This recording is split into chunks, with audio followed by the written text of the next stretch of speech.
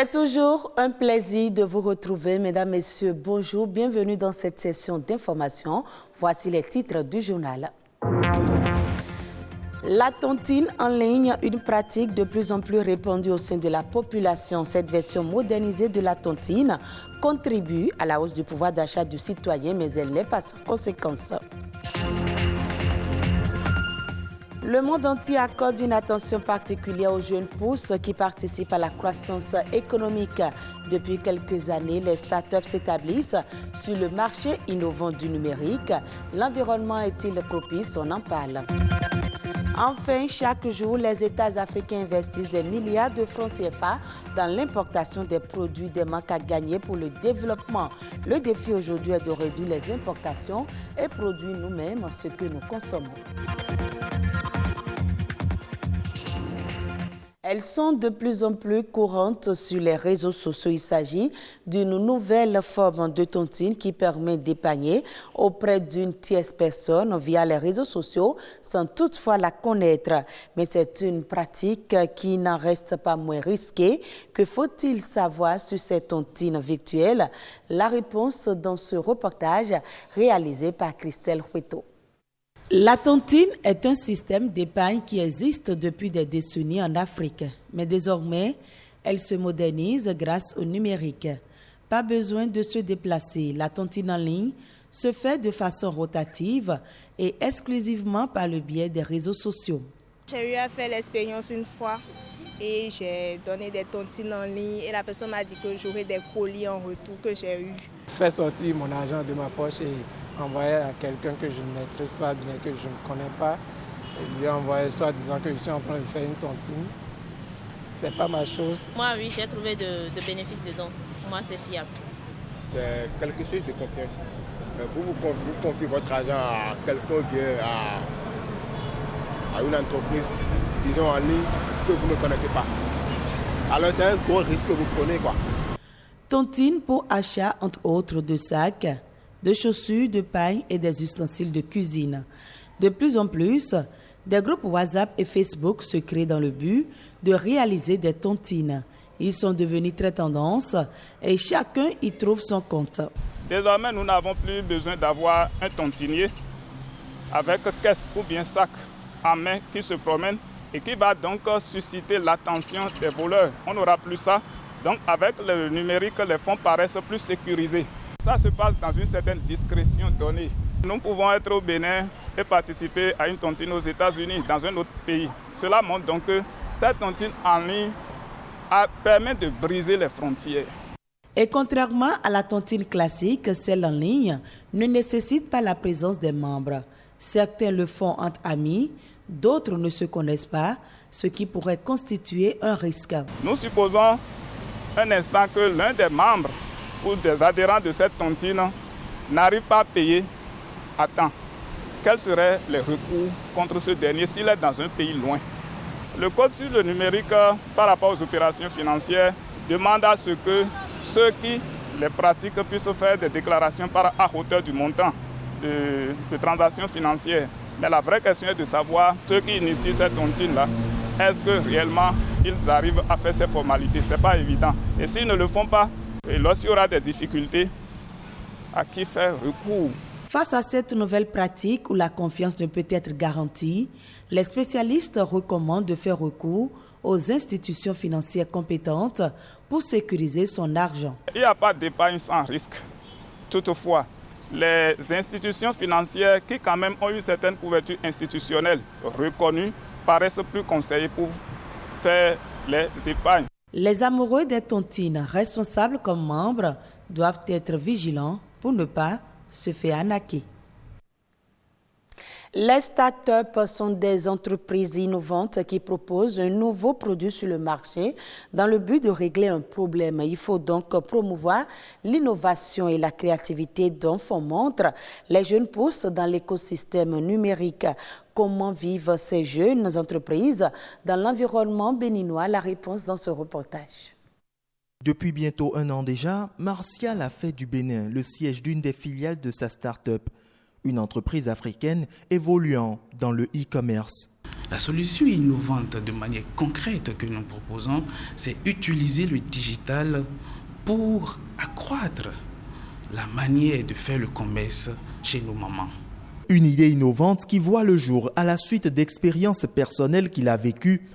À ce jour, sa start-up est présente dans 8 pays africains, mais son rendement pourrait être bien meilleur si le Bénin offrait un environnement identique à celui des 7 autres pays. Jusqu'aujourd'hui, en une année d'exercice, nous pouvons dire que ça a évolué, mais particulièrement dans l'environnement béninois, il faut comprendre qu'il y a beaucoup de choses à parfaire. Beaucoup de choses à parfaire parce que les gens ne maîtrisent pas trop le digital.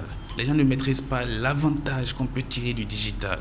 Par contre, dans d'autres pays comme le Sénégal, où nous sommes activement présents, ils ont pris rapidement à bras le corps. Le Ghana, ils ont pris rapidement à bras le corps parce qu'ils sont plus évolués digitalement que nous. Ici, une jeune pousse gravit les échelons dans le secteur de l'électronique et de l'informatique. À sa tête, Wenceslas, dont voici la récente réalisation.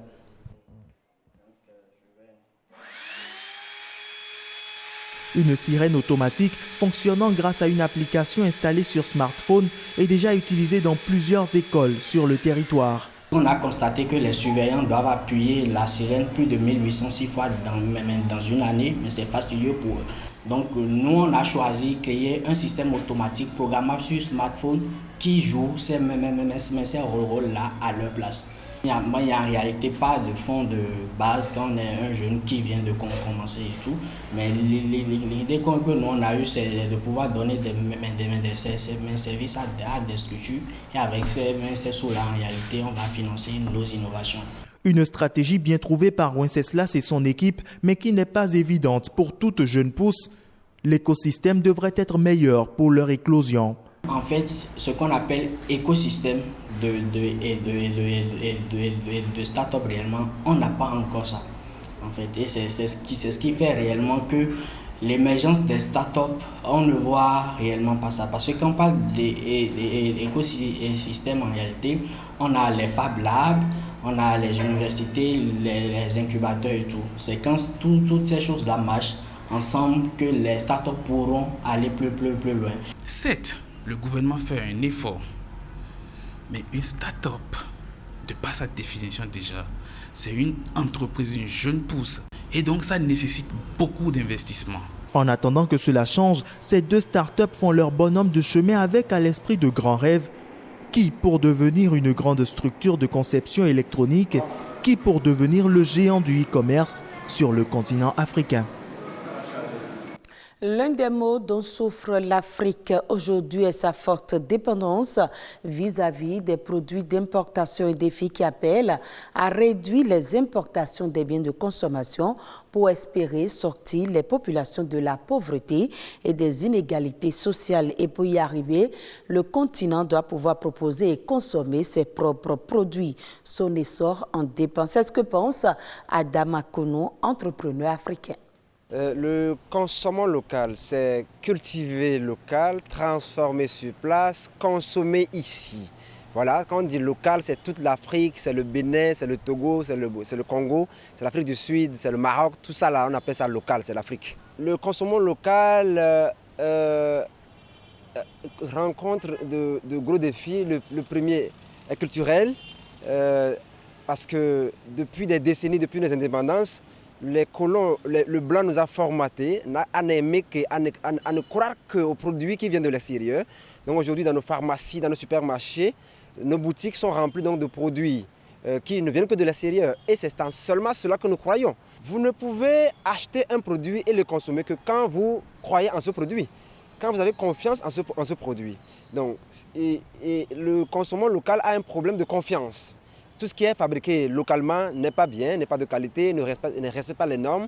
Voilà, on ne croit pas à nos frères africains. Tout ce qui vient de l'extérieur est européen, est chic, est beau, etc. Donc voilà, c'est le gros problème du consommer local. Et souvent, nous percevons la chose sous l'angle agroalimentaire. Mais il y a l'angle textile, vestimentaire, il y a l'angle intellectuel, et puis tous les autres angles, l'angle stratégique aussi, politique aussi. Ce défi du consommer local va être relevé, selon moi, à 2 niveaux. Le premier niveau, c'est le niveau culturel. Nos parents produisaient africain, ils consommaient africain, ils avaient la santé, ils vivaient longtemps. Donc, consommer des produits de l'extérieur et abandonner les produits locaux, c'est perdre son identité. Donc, c'est une question identitaire. Être africain, c'est produire africain, transformer, consommer africain. Donc, nous voulons être nous-mêmes simplement. La deuxième problématique, c'est une problématique économique. Tant que nous devons et nous allons consommer les produits de l'extérieur, nous allons continuer d'enrichir l'Asie, l'Europe, l'Amérique au détriment de l'Afrique qui a un gros problème au niveau politique, au niveau économique, social, la délinquance, etc. Les jeunes qui prennent le bateau, qui se noient parce qu'ils vont aller chercher l'emploi. Donc, quand nous nous mettons à consommer, nous allons donner la chance aux entrepreneurs africains de trouver un marché pour leurs produits. Nous allons donner la chance aux entrepreneurs de grandir, donc de consommer la main-d'œuvre locale et de générer des ressources pour permettre à ce que nos pays deviennent indépendants. Voilà donc les raisons principales pour lesquelles il faudra revenir au consommer local.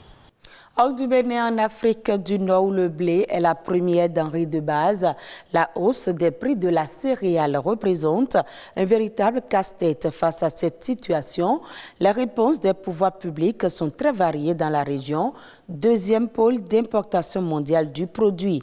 En Égypte, le gouvernement envisage de porter le taux d'extraction de la farine de blé à 87,5% contre 82% actuellement. Cette démarche devrait permettre de réduire de 500 000 tonnes de blé le volume des achats de la céréale durant l'année financière 2022-2023.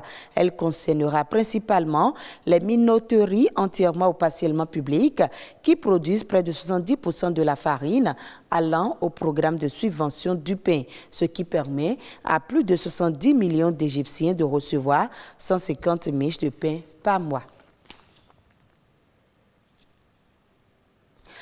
Et nous revenons en Afrique de l'Ouest. En Côte d'Ivoire, l'État organise des évacuations forcées massives en prévision des pluies. 4000 ménages sont concernés par l'opération. L'objectif est de vider les zones exposées au risque d'inondation, d'effondrement et de glissement de terrain. On fait le point avec Samuel Bernard de France 24. Dans la commune d'Abobo à Abidjan, ces bâtiments qui menaçaient de s'effondrer à la prochaine pluie sont vidés de leurs habitants. Notifiée en mars par les autorités, cette évacuation a surpris cette famille de 16 personnes qui n'a pas pu trouver d'alternative entre-temps. Si machine veut venir nous écraser là, machine n'est qu'à venir, on ne sait pas où aller. On va vivre ici comme ça. Nous-mêmes on sait que c'est dangereux, mais on ne sait pas où aller. Fin mai, le gouvernement a annoncé le départ de 4000 ménages dans la capitale économique ivoirienne. Chaque année, les saisons des pluies provoquent la mort de plusieurs dizaines de personnes. Pour les autorités, il y avait donc urgence à procéder à ces évacuations. Si la zone était une zone sécurisée, une zone plate, qu'on n'était pas au bord des ravins, je n'aurais pas de raison à les faire partir immédiatement maintenant. Ceux qu'on fait partir immédiatement, c'est ceux qui sont, comme vous le voyez vous-même, qu'on ne peut pas laisser là en tant que gouvernement responsable. Les personnes évacuées seront logées temporairement dans des hôtels, mais aucune solution de relogement pérenne n'est sur la table. Les habitants des 54 zones à haut risque identifiées à Abidjan risquent donc eux aussi de subir le même sort. Une situation que dénonce cette association de défense des droits de l'homme qui accompagne depuis des années ces opérations d'évacuation. Les populations sont très inquiètes. Ce sont des milliers de familles encore qui seront dans la rue très bientôt, qui seront les sans-abri. La décision de loger des personnes dans les hôtels, nous pensons qu'ils n'arrivent pas à régler le problème. Parce qu'ils vont louer les hôtels pour ces personnes pour combien de temps? Mais pourquoi ne pas les donner des kits de relogement pour qu'ils puissent aller se reloger convenablement? 25 000 personnes sont visées par ce projet global d'évacuation qui s'étendra sur 6 mois. L'association Colombivoire attend encore la liste exacte des sites concernés. Cela pourra permettre d'évaluer au cas par cas le bien fondé de ces évacuations avant leur exécution. Retrouvez ce journal sur le www.ortb.bj. Merci à vous de nous avoir suivis.